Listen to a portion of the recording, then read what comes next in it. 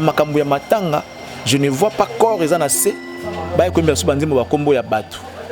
Oyebi lokola ngai ki na musique na biso ya Congo, beaucoup de chansons ba artistes ba ça ba kombo ya batu. Capage TV. Mais bonga kitango ba yaki na ye, ba kenaye mbala moko ata na peut-être ba kenaye mbala moko esika ba fatia ye ya libela. À peine parce qu'avant dit trop libanda, ba kene kotika ye sika na ye ya bopemi o ya seko. Batiki yewana basali messe à sa mémoire et sikawana Capage TV yoko bin sanga ndombolo te tukufeli papa héros yo bin sabiso bandombolo oyembela biso banzembo ya Augustine oyembela biso banzembo ya Aminata oyembela biso banzembo ya BM. Non, je ne vois que ce n'était pas les moments et ce n'était pas la place, l'endroit. Capage TV On a le moment où immunité parlementaire il y a le lengi on a la procédure et salamata. Je ne sais pas trop, c'est la première concernée par l'individu. Moi je parlais je vois mal qui est à niveau de l'individu, je ne peux pas. Capage TV. Capage TV. Cynthia Capache. Cynthia Capache Airbag. Cynthia Capache. Cynthia Capache. Cynthia Capache. Malgré tout. Capache motona lingel mama machele motona lingel makosena mama senti mama kabotola okongenga lokola moya mbugwa koko malanga. Ah, j'ai des larmes. Yeba que depuis na monaki yo na koma troublé. lokola moto liboso ya des chemins wapinzela bien. o troublenga bongo. Est vrai. Cynthia Capache Airbag. Capache TV. Capache TV Bandeko, Capache TV, merci Bozo Landabiso, ça nous fait énormément du bien et merci infiniment. On va honnir sur Bozo Chabiso poids. En tout cas, Maramboza Kebo s'est désabonné, place aux Ozaïki Kala, place au Charlie, place au Chabiso Maboko pour les lopé, tout comme appelé un visionnaire et belé, na diaspora, Libanda partout, Balubumbashi partout, tout ça na bateau Batala Rabiso, na Kena Lubumbashi, na mon directeur à programme Moro ya Matadi, à Singa Rapache dans ce côté téléchargé émission normalement ça a plaisir directeur il y a programme ya chaîne mon na Matadi na moni wana pasta padu petit ba onyo so pe balanda biso partout en Afrique balanda biso partout to kenda Burundi pe pa Raoul Machoupe to mona bona wanzambi motema maman Françoise maman na Gloria merci bato ebele pena ba cha biso po balanda biso lelo to sur la musique to sur l'actualité to sur la politique to sur Charlie Prince tu viens one. Yo zo salaire non hein. Bonjour et bienvenue. Bonjour Capache TV, bonjour Cynthia Capache. Mais Airbag eza kombo na biso to tika noté mais Airbag TV ndé batika. Ya bon mais c'est des abonnés quoi. Des abonnés. Cynthia Capache Airbag. Bonjour nayo, bonjour na internaute nyo surtout et j'espère que auto lo balelo et ça va mon plaisir. Voilà. Et comment va l'impression? L'impression va très bien. Nzamba Sungabiso, tout est bien. Mais après, moi, je laisse toujours les gens de me juger. J'aime pas trop. Moi, je ne fais que mon travail. Et c'est à ceux-là qui regardent de juger. Et pourquoi tu as une impression? Bon, impression parce que j'aime travailler en interactivité avec Bato Batala Abisso. Tout ce que nous faisons, les gens doivent mettre leurs impressions pour la propre bonne marche nango. Donc si les gens ne donnent pas leurs impressions par rapport à ce que tu fais, tu peux te perdre. Donc que les gens me disent ce qu'ils pensent de ce que je fais. Il y a une impression. Moi aussi j'ai l'impression à émettre sur le travail de mes partenaires qui sont artistes, qui sont politiques, qui sont autres. Donc les gens que je reçois, je dois émettre mon impression par rapport à ce qu'ils font pour la propre bonne marche dans l'OP. Par rapport à ce que moi j'ai fait. Moi aussi, à mon tour, je dois émettre mon impression par rapport à ce que Cynthia fait. Si je te reçois, évidemment. Toi également, tu peux aussi donner tes impressions par rapport à ce que moi j'ai fait. Donc il faut que tu travailles en interactivité. Donc, Charlie Prince, chroniqueur musical, qui peut célébrer mort à papa Wemba Calamité en avril. Ah, pas de monuments, couloir Madiako comme un cas Kermès, c'est là il faut pas bondir par rapport à la personne de papa Wemba. Bon, je répondrai d'une manière générale. La Congo Culture a suivi les Zalaate. culture a suivi ils ont le retour ils ont même bien au l'état yemoka tongi soit ça tongi a bossani suivi ils ont raté bon c'est comme moto a koufi suivi ils ont désolé je peux pas parler de ça parce que c'est là ce vieux là fille mon ami papa et ma fille mon ami c'était un vieux que j'aimais beaucoup il m'a prodigué beaucoup de conseils c'est lui d'ailleurs qui m'a appelé excellence donc ça fait très mal mais bon et ça Nenga Congo culture a suivi ils ont raté ceux basali balandela raté oh et koufi donc les gens meurent avec leur nom alors que mutako koufa mais combo na il faut dire que par rapport à ce qu'il a fait les hommes passent les institutions restent et ça le slogan en na biso donc biso et les hommes et les institutions meurent en même temps. Merci Charlie Prince merci ma réponse non vraiment très kitoko tozo kende na moni oloba kilika moko ya il fallait chorale yemba na matanga plutôt kende tout droit na mambo itali prestation ya artiste musicien na matanga ya papa na biso Etienne Tshisekedi wa Mulumba pourquoi il fallait ba benga ba chorale chœur pour ba yemba au lieu de ba musicien ndeka ezala rajibe wera Félix Oazé quoi toujours et puis de même tête. Bon, j'ai suivi il n'y a pas longtemps l'émission Monsalina Mbutalikasu na Kapashi TV. À lobby et l'eau, on tous allés ensemble. Ça veut dire c'est l'échec au fait. C'est bien, la Bible dit tout est permis mais tout n'est pas utile. Mais on basali tout dans l'ensemble par rapport à ce qu'ils avaient comme moyen, c'est un échec. Pourquoi? Parce que non, c'était une célébration. Célébration, je ne vois pas ça comme ça dès lors qu'il y avait les corps naséoana. Donc c'est complexe ces dossiers. Ces gens qui étaient venus, toyebi ke na matanga ba ila toujours na banzimbo ya bokoko, to banzimbo ya nzambe. Ba ila ka ibembe na folklore, to banzimbo ya gospel, nzimbo o bayemba o bakumisela yango nzambe. Parce que après la Bible dit à chaque circonstance nous devons glorifier l'Éternel, Dieu des armées. C'est lui qui donne et c'est celui-là qui répond s'il veut. Alors, na makambo ya matanga, je ne vois pas corps ezanase ba ekomba su banzimbo ba kombo ya batu. Oyebi lokola ngai ki na musique na biso ya Congo, beaucoup de chansons ba artistes ba ça ba kombo ya batu. Bayemba ba Cynthia Kapashi, bayemba basina bango, bayemba ba partenaire na bango, bayemba kombo ya batu. À l'exception peut-être banzembo ya kala, ils ala kata sous sofele kumbanga to kende na commune tout ça, c'est bayemba ba faits sociaux. Zamba oh zamba zamba e. Vous comprenez? Ça c'est la nature, nous sommes ba nature. Mais oya biso le ko ba kombo ya batu, l'esprit ya bendaskin. La musique est d'abord pour eux un business et non une passion. Vous comprenez? Bayembi on a cadre mbongo, on a cadre ya bazwa o bazana ngo besoin. Du coup et kina na ba kombo ya batu. Na mabanga na kati. Alors yo solo la moto loko la kondo na ne ba lingala feu kondo docteur Etienne Tshisekedi. Boye ko lelaye na banzimbo loko la Augustine Ngali façon nanga ya kozua. Daniel Sassoe BM ayembi et la patrie yo. Tu vois? Voilà pour te moi de la patrie. Bon, vous comprenez soit il fallait ça banzimbo loko la ba chanson patriotique. Congo Nemboka Bokango Mokengeli Vous comprenez? Et Balea Congo ezali lopango te kasi ezali.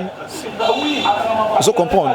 Banzembo wana ça peut passer parce que il était avant tout un patriote qui n'a jamais vendu les valeurs ya mboka na ye, avec défendre la démocratie, abonder la paix petit na dernière seconde na ye na mokili. Il a toujours lutté pour que la démocratie soit respectée, pour que le peuple soit dans la condition social et malam. Pour preuve de visa IDPS, le peuple d'abord. Comme le slogan, malgré le respect dans les athées. Il y a un loba qui est et ça li passe il y a comme une dimension il y a mutamoni na lokola yé ba il y a na banzembo ba kombo ya batu. Qu'est-ce que Augustine vient faire na matanga wana et bembelali na se corps pour ne pas dire bembe sorry corps ya moto c'est-à-dire les grands cordons en voie de devenir héros national corps na elali ba beta so banzembo ba kombo ya batu et ils honorent les gens à travers matanga ya motomone le roi a fait Etienne Tshisekedi, c'est que moi je n'ai pas personnellement aimé. Ils ont manque à respect et puis ils ont causé un comité organisateur, il y a événement wana, ils auraient pu faire mieux. Il y a un loba qui et l'inga qui cause ça, so ba l'inga qui batamba pour un cadre de popularité qui ba ya peine à battre parce que vision de bango qui ba peine à battre pour stade dans sanini et tonda. Parce que c'est clair, ça fait 2 ans depuis que Mouta Koufa. Akoufi na 85 ans, Bakundi na 87 ans. C'est que ba Akoufi na âge ni. Akoufi na 85 ans. Bakundi na 87 ans, 2 ans après. Mawesi sila na mitema bato. C'est vrai que comme on a étika toujours kanisa yé. Mais mawawana qui tout bungsa mutu c'est longwa qui parce que c'est normal les longwa ka. Même papa wa botio, même tant na bolingo soki ba boyo. Pas ces alaka pour un temps. Après que si l'économie normale, tu reprends ta vie normale. On se comprend, les choses ont déjà repris. Il dépêche à ça la matanga à Spanza. Quand bien même que corps Ezaki dans nous il fallait y embalamment quoi et puis on a Ezaki qu'il fallait s'organiser en bien pour éviter les dépenses à la République, pour épargner la République qui est d'ailleurs pauvre. On a des dépenses ébellées pour fin de compte ne rien faire. Makambasali pendant 2 jours ça coûtait des milliers d'argent. On se comprend alors que Mboka a besoin de les policiers ont besoin d'argent, les militaires ont besoin d'argent pour être. RTNC on a oh lelo ils sont PCB sur relais qui ont besoin d'argent. Malgré Moussa na ba ma B que nous déplorons d'ailleurs. Nga na kanisa ke lokola moi na Mboka, moi ma kanisa nga muke na moi muke o yanga parce que je suis une voix minime hein. Moi na nga muke lokola ngwa nyau liboso akoyi. Donc peut-être pe koyoka na ngote. Je suis en train de miauler. Alors que boyebi soki lion à salaranini mais moi je miaule. Mais bon, comme miaule nanga wana, peut-être mtoza pembi na ko kapé que non voilà un chat qui miaule. On se comprend. Na loba ki boye et sengela ki na ba organisateur ba sali mabongisi. Ba sala ba sa mokonza mboka ke na ndenge mikolose leke belé parce que ba kundaka jamais corps après 40 jours logiquement. Ça devrait être déjà enterré. Bon, selon bango ba enterré alors que les politiques qui nous balobara que si ba enterré déjà. Et puis dans Katioté Charles Prince problème il y a 2 cercueils on a un chocolat blanc. Vous appelez moi dans Mboka on a côté changement on est rappelé normal. Moi je trouve que ceux qui peut-être yango batiki la qui esika zalaki et que va changer pour na efficacité na moto on est saki derrière kalaba changer mususu.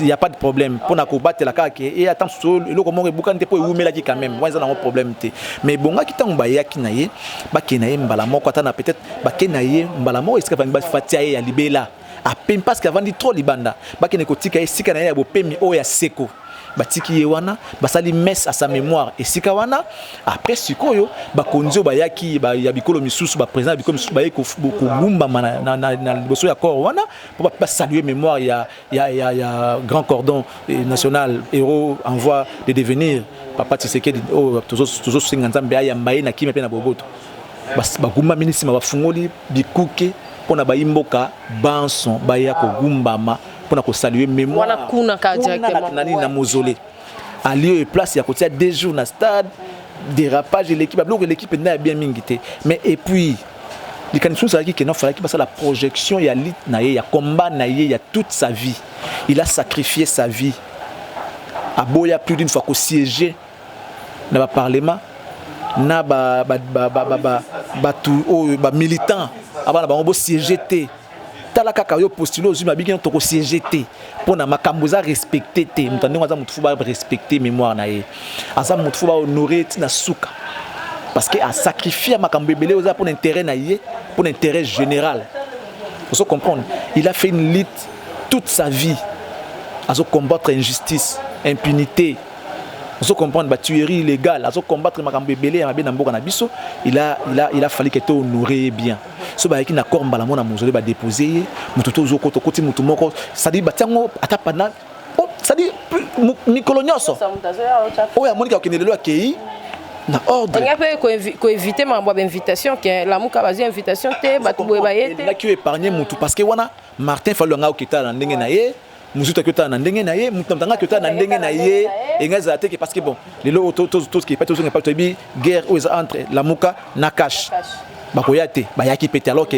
mémoire Tshisekedi bamba respecter un autre de l'eau il respecte la personne d'Etienne Tshisekedi pour na lit na ye mais vi makambo elekani bango bayete Kabila ayete pourquoi ayete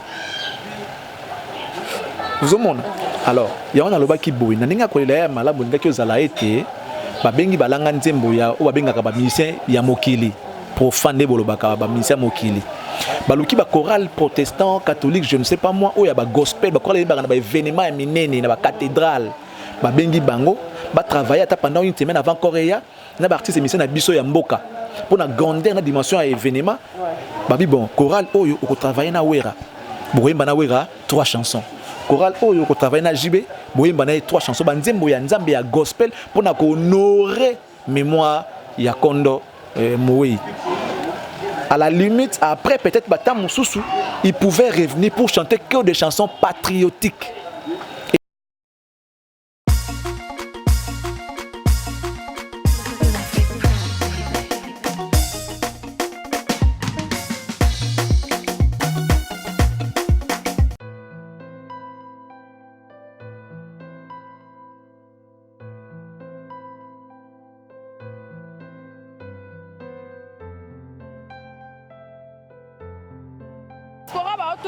Diaspora ba otunanga Cynthia Kapashi place nini ya kolala ya bien ezali donc découvrir place bien makasi na Mombele Steve Loge pona bana kin bana partout monde entier botunanga tunanga botindaka tindanga na lukela bino ba place efanda place moko ya discrétion soko komika na 12e rue Okoti vers Prince Ozoke na Mombele avenue Lumumba numéro 6 Steve Loge place à université wana bato bakende ti yolo Steve Loge eza wana masora banka.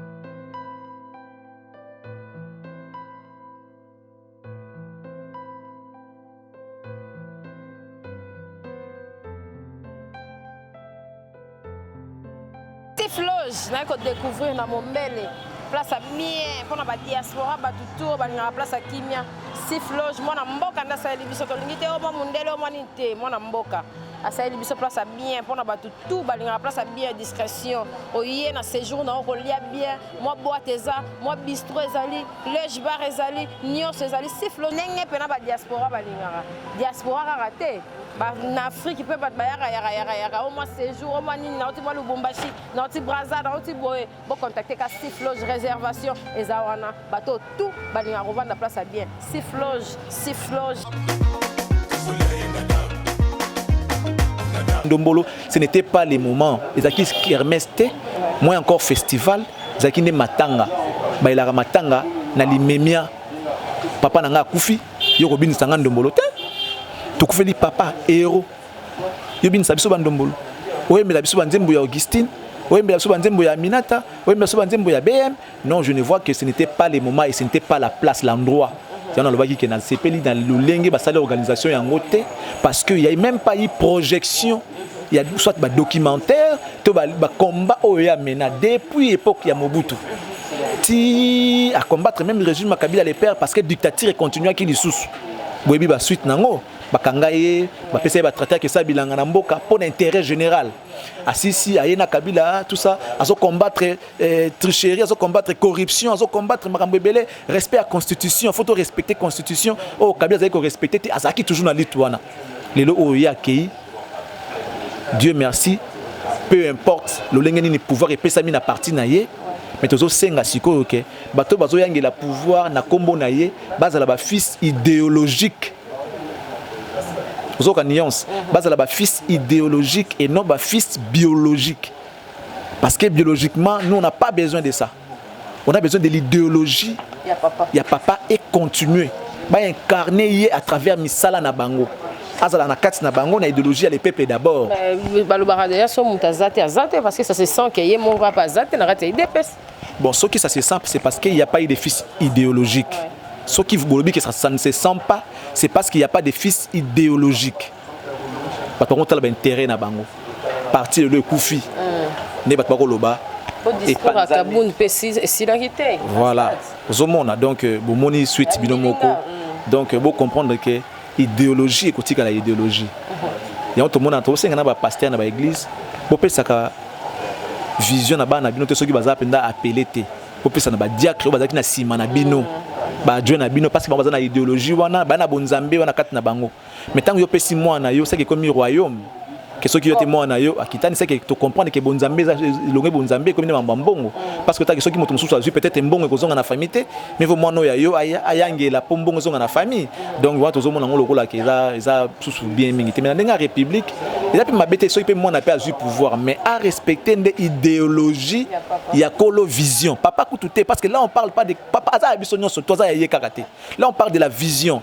Faut à respecter vision et amour, vision. Oh, il est peut-être dans banda kala.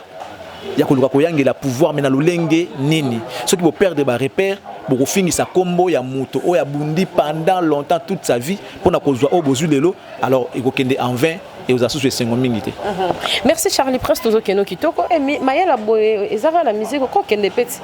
Tout bête à pour moi, ma réflexion à politique pour la monnaie aux âmes à casse nango. L'andela terrain là. Non, mais ça concerne les pays. J'ai toujours dit que le Congo est notre seule et unique patrie. Si on ne la défend pas, si nous ne défendons pas notre patrie, personne d'autre ne pourra le faire à notre place. Dans le bail noir tout à l'heure que Mboka est la priorité est belée. Pour éliminer, pour réduire les dépenses, dans les tobiques qui sont dans le corps, ça aurait nous épargné les dépenses. T'as le quoi la police. Devise à cause de combattre la population na biloko na bango. Mais le commence au moni policier na butu oko banga ko lekana kuluna ozo banga ozo kima. Pourquoi? Parce que bazali na makokité, bazo futa bango malamu mingi te. On a besoin d'une police qui se débrouille et qui patrouille. Il y a respect, idéologie à la police. Et non une police qui sème la trouille et qui nous dépouille. Ça veut dire que la population, on n'a pas besoin de ce genre de police. Ce qu'on peut combattre, il faut l'État à s'occuper d'eux parce que lui, il est trop proche de la population. Il vit avec nous, il est tout le temps avec nous. Les policiers, il est avec nous. On mène une vie en commun avec les policiers. On les policiers parce que la population, il vit avec nous. La voiture, roulage verrouillé. C'est parce que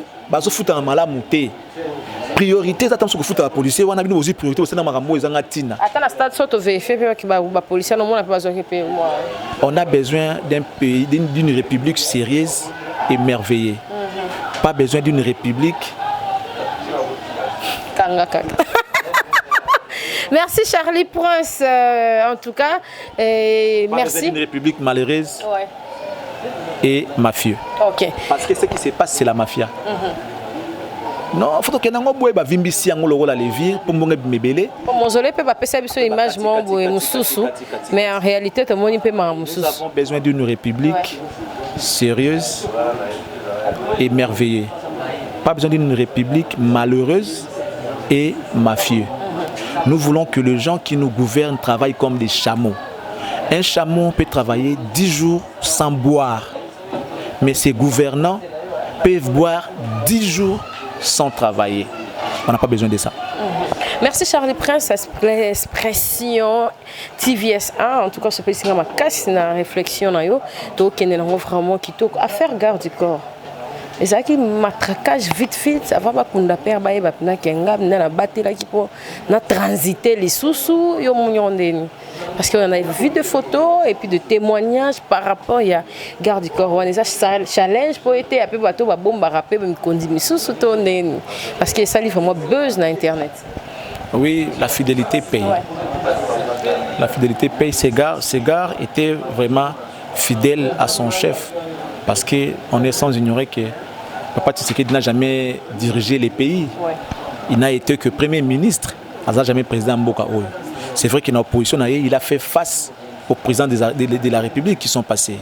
Alors, Ndekowana Atalanaye, malgré l'opposition, bon, ils ont la mais Azalanaye, Aresanaye, fidèle Tilelo. Ils sont mieux placés. Bango famille à Mowei, pour bango bazo gouvernement Kambambo Kalelo, ya koyeba ba mérite ya Ndekowana, bango bazalanaye même na ninga famille, na bazalaka naye ko leka biso na yo. Donc bango ba yebi din ba ko sala pona ye. C'est ça souci to zaki na pouvoir, to ko expliquer yo bolamu ya Ndekowana. Que non moni azana papa bandal soki ndenge nini bolukele sika. Non. Ça tombe bien lokola bango moka ne bazo diriger. Ba mona ye ndenge azana papa na bango ti ndenge lelo azana azali wana ba yebi yango bien, ils savent ce qu'ils vont faire de lui. Merci Charlie Prince, on va vite faire vers la fin et puis tout le bilan on va faire papa na biso Mike Mukibai. Ngato na sala ki émission mona Sankara Yasuka en tant que journaliste Sankara zaki na mo bavure par rapport ya Kende Zonga au clash zaki vers Wera moi boulou yeke basala ki mais lelo to moni ba retirer moi ba pété wana qui honorable a resiégé pendant une année par rapport ya yo kolo banini on dirait pe bango moko ba honorable na biso bazala ki lobi na lisangu lelo ba komi ba honorable ba même moi ba limite mususu wezo zanga et puis ba mususu peut-être na mona ki papa na biso zarai ba ba so akei a vimbisi lisusu plainte c'est pas comment qui ont vraiment na internet yemoko et puis na ba plainte mususu elandi ndeko mukeba yo kolo bani en tant que moi na mboka et puis mutu ayebi pelingo ala vandi pe na ba honorable mususu bon pendant le moment mutu immunité parlementaire il y a le lengi on a une procédure et ça la mara Mambazanango, je ne sais pas trop, na peine pour ça passer là pour mes autres concernés par individu. Moi je vais parler na plus Mambamboka.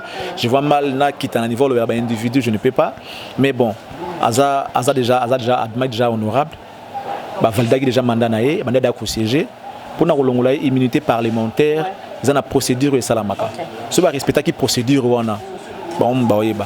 Mais ceux qui va respecter en haute toujours ça mon cas dans ma commis constitution en Mboka. Quand est-ce qu'on peut enlever l'immunité parlementaire à un député, que ce soit provincial ou national? Donc, bango bagoye baloni ba sala basala ka makambo o iza mibeko. Balandaka mibeko, basala ba sentimate, tout ba règlement des comptes té. Mboka tambola na ba règlement des comptes. Tata soza mokonzi, ba finga ki lobby, ceux qui ont pouvoir pour yangela faut sangisa, ndenge fatia lobaki azali mutozo sangisa, ils muto au kabolaté donc voilà, donc basalaka o ma commis lobby, moi je pense que vous allez s'engopper pour na biso ils a sonité, ce basala oza à l'encontre il y a Mobeko Likonzi à Mboka qui est la constitution. Merci Charlie Prince, tout comme Nabiso Nasuka. Question à Suka sans polémique. Tout le monde qui dans matanga paix. Il y a papa Nabiso cordon. Tu sais qu'il y a des tango marambo zalaki. Tout le monde qui Marie-Paul zalaki na rati ya makambo. Tout le monde qui hérité wata zalaki na makati marambo on a Bill Clinton. Mais comme il na kati ya marambo ya kolelama et puis ya royemba malisusu tant de comme tout le monde Félix Oazé quoi Weranson Najib ko bani en tant que chroniqueur musical. J'ai fait une émission déjà dans le Belagian.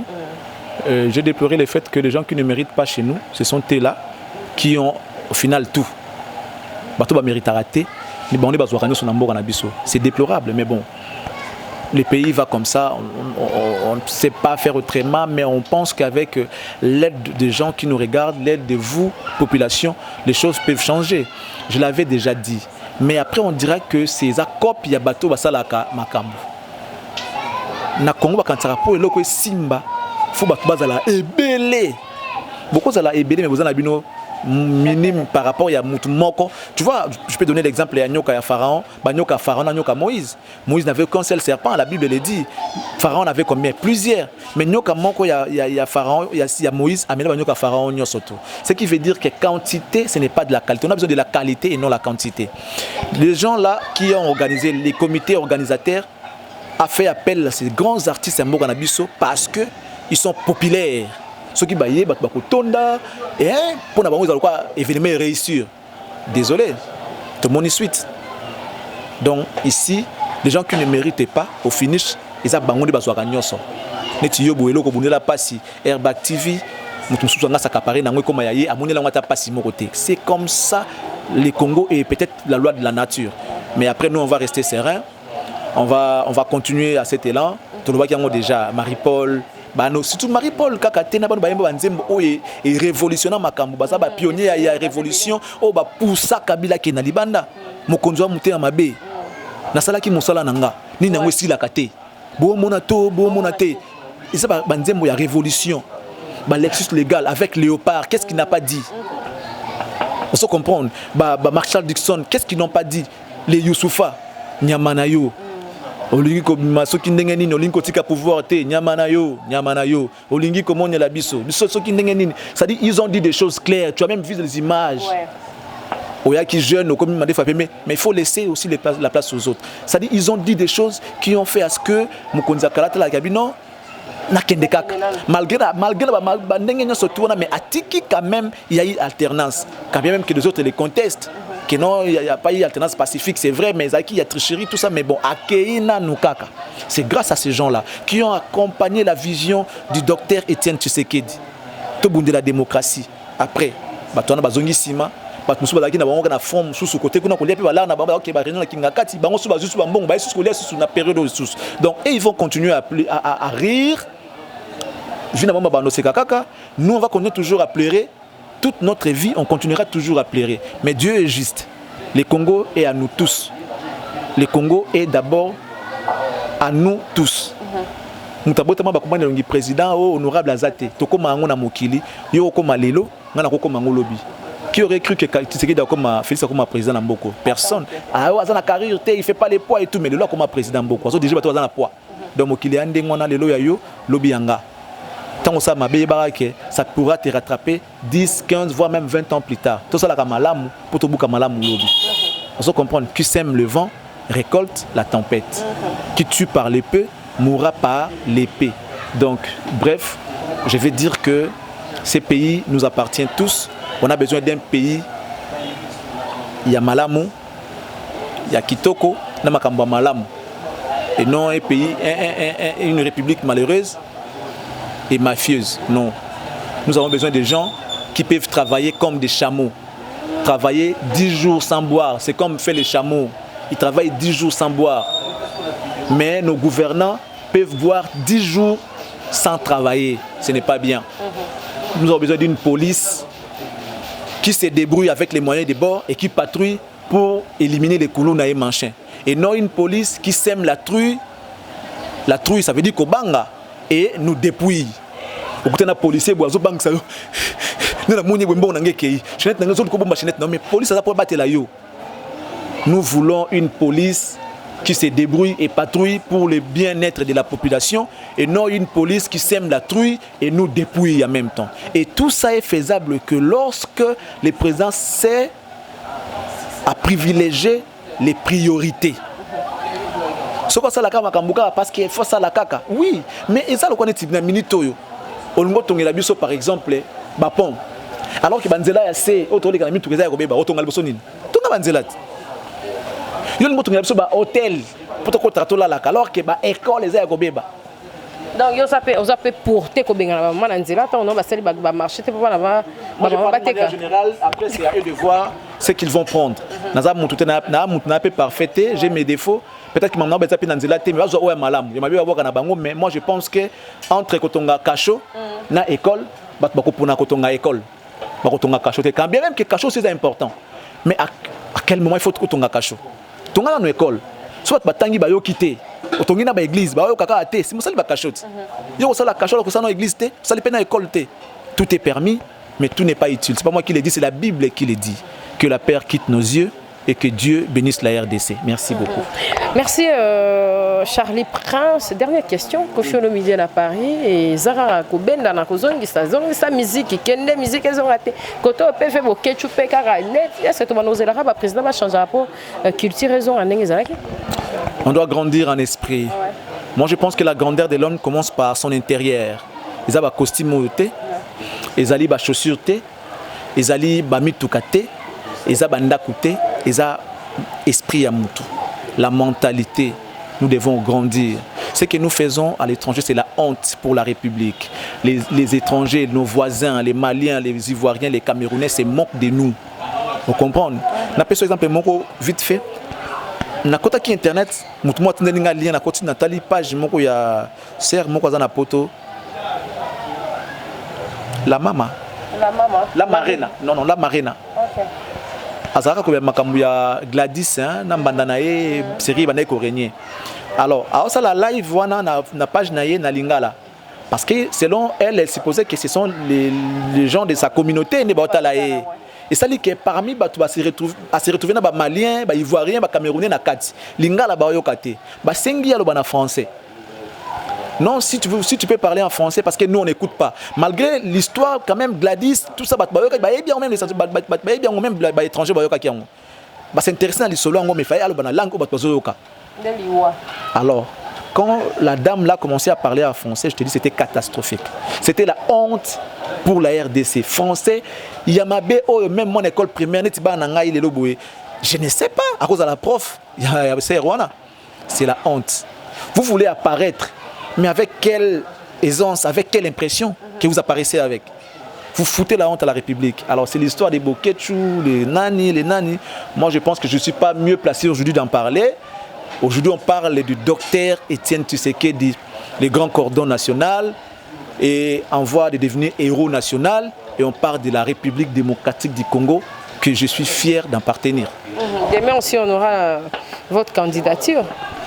Inch'Allah, si Dieu le veut, nous avons les ambitions, certes. Maman, et c'est une opposition pour nous analyser. Il faut qu'on soit pouvoir. Parce que si j'avais les pouvoirs, mais comme je ne suis rien, je ne représente rien, je suis un simple journaliste. Ceux qui m'attendent, la police, même pas Oyozali. C'est-à-dire 4e pouvoir selon l'organigramme Mboka. 4e pouvoir, c'est que je laisse dire la police. Et moi je pense qu'il y a encore des choses à recadrer là-dessus. À chaque fois qu'il y a un événement, on est toujours méprisé, on est toujours maltraité par des polices. Il y a une conférence, moi, 4e pouvoir, il y a le président Zalaki. Et si la carte, à chaque fois qu'il y a un événement, on en a vu avec Marie Messamouto, pour tout ça, la couverture à l'événement, un policier qui tape les journalistes. On a blessé. Parce que Soudan a ténité. Moi, je ne pouvais pas les toucher. Mais lui, il a tapé sur moi. Il m'a tapé avec des coups de pied. Est-ce que où est la protection des journalistes? Moi, je viens relayer l'information pour vous diffuser, vous transmettre. Il y a Ophélie. Avec mes moyens, mes maigres moyens. J'ai payé les transports pour informer les policiers. Il fallait mais quand il y a un événement, on a cop, on se met trouille, dépouiller. C'est ce que j'ai dit. On a besoin d'une police qui se débrouille pour patrouiller, pour sécuriser la population, et non besoin d'une police qui sème la trouille et nous dépouille. C'est ça le vrai combat que nous allons mener aujourd'hui dans Mboka na biso. On a besoin des gouvernants qui peuvent travailler 10 jours sans manger, sans boire. Et pas besoin des gouvernants qui peuvent manger et boire 10 jours sans travailler. Non, ça n'est de trop, ça suffit. Quoi. Merci Charlie Prince. Quelques dédicaces. D'abord, Orlando Penati VS1. Méchant. Méchant. Moi, quand je parle des choses sérieuses comme ça, j'aime rester sérieux dans ce que je dis. La dédicace n'est pas sérieux. Je trouve que je vois pas sa place dans une émission pareille. C'est tellement vaste, c'est tellement profond, c'est tellement, comment dirais-je, c'est exactement la poids. Il y a tellement de poids,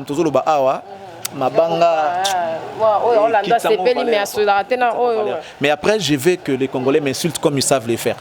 J'attends vos insultes. Votre numéro de téléphone pour que Dieu vous bénisse, insultez-moi, mais ne donnez pas vos avis, parce qu'ils ils sont comme ça. Après ça, invité. Après sa proposition, imbécile, mais il ne contribue pas à la vie. Donc, les Congolais doivent grandir d'abord en esprit. Il y a un dialogue. C'est au choc des idées que jaillit la lumière. Yo lobby, ngana lobby, yepa lobby, neto misali kanisi moko ekotombola mboka. Kaka na kofinga na neto finga na kabwe ngana lobby lobby to kofinga ngamba la moko, ezali médiocrité, ezali buzoba et j'encourage ba sala rango ba continuer ko sala yango et nous on continuera toujours à faire ce que nous faisons pour na bien-être ba congolais au balingara au to salaka. Donc moi je suis là, j'attends vos insultes, merci beaucoup, que Dieu vous bénisse, mais que la paix quitte nos yeux. Ko bangelo ngona misu na biso. Pe nzambe abate la Congo, pe abénissa yango. Que la paix quitte nos yeux et que Dieu bénisse la RDC. Je vous remercie. C'était Charlie Prince. L'excellence compte. Charlie Prince, merci pour le débat. Et ça, l'Ibiso vraiment bien. Tout le monde a fait médiocrité. Et ça, l'Ibiso vraiment bien. Et Sergi, merci pour la Chanel. On a mis sur ça, vraiment kitoko. Merci d'avoir oignon sur Balandi Biso. En tout cas, il y a Soukate. Il y a pour Kapash TV. Mais bon, plus tozolo baboué, plus tozoko la makanisi. Quand on partage comme ça, ça fait croître, ça fait accroître. Tu vois, donc ce tozolo baté to nubung so tozana nakata mutu et ça pe mabengai na lingara boye to sololi makambo mboka makambo est important. Makambo te ono Cynthia abundaki na nzinzi moko boye. Cynthia asonaki na libanki. Non, ça ne venez pas me chercher. Cherchez-moi quand il y a à parler pour l'intérêt général et ça je serai toujours dispo. Oh, polémique là, c'est déjà tout le monde qui est moi l'écolo trop dans ça, tout mais quand même on est déjà aujourd'hui des parents. J'ai une image présentée à Néo. Ma fille bientôt à Bac Naye, Yami Balé à la 4e des humanités, donc je suis papa et je ne vais plus encore me retourner dans la bassesse sur la polémique, il y a combat batou. Non. Et surtout que Naebi moi mi beko. Je sais comment ils allaient, donc je ne vais pas me retrouver derrière les barreaux pour aller combat Moutouboye, pour aller combat Moutouboye. Non, ça je ne vais pas. Merci. Merci en tout cas, c'est déjà la fin de notre émission. Merci à Ursula Kaeli Kapache, merci à Jackie Kapache, ya Lingarabo, maman Martine Matondo et puis Baonio Soazo Landabiso. Beau s'abonner, beau aimer, beau partager l'émission Nabiso. Beau s'abonner, beau aimer, beau partager l'émission Nabiso. Bateau, Bazali Sousmaïel intégré, local la Charlie Presse, micro Nabiso, ça quitte Nabiso, ça pour Nabato Amaïel.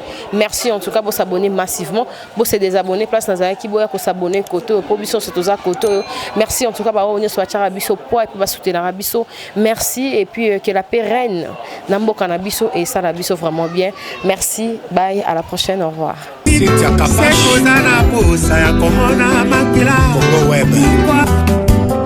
Kapache Airbag. Cynthia Kapache. Cynthia Kapache. Malgré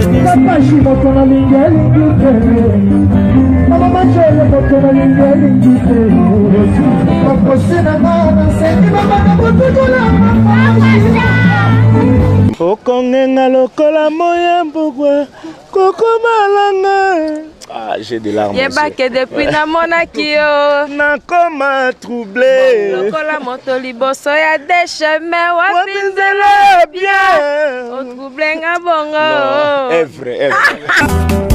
Cynthia Kapache Airbag.